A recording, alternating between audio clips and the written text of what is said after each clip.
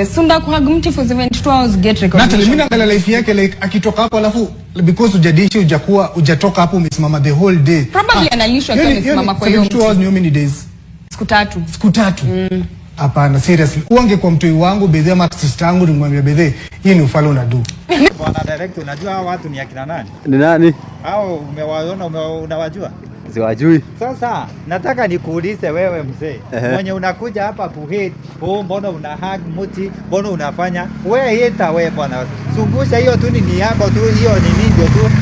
Hiyo ndio unajua. Wewe nikuulize, wakati Karwale MP mzima ama ni senator ama anakuanga gavana, anatoka hapa anaenda mpaka Western kupiganisha ng'ombe. Wewe unakumuulizanga anafanya nini? So wakati Kipchoge tu anakimbizana tu na upepo hivi anakimbia. Anakimbia na hakuna kitu inamfukusa. Alafu everyone is cheering. Alafu uko hapo na akili zako zote kuheti tu mtoto mdogo wa 22 years. Wewe mtoto mdogo acha ujinga bwana. Unaheti Trufena si when ati if she was my sister.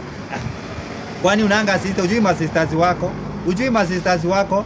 We nakuja hapo kuongea ufala. Ati if she was my sister ningemwambia acha ujinga. Wewe ni uko na ujinga.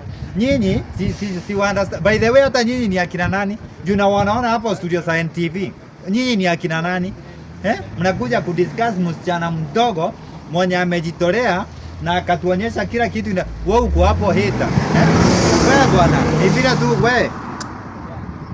Mimi sipendi maupusi kama hizo. Trufena, she is a heroine. Wewe nani anakujua? Huyu anajulikana Kenya mzima. Hatu ever can discuss Trufena. Nonsense.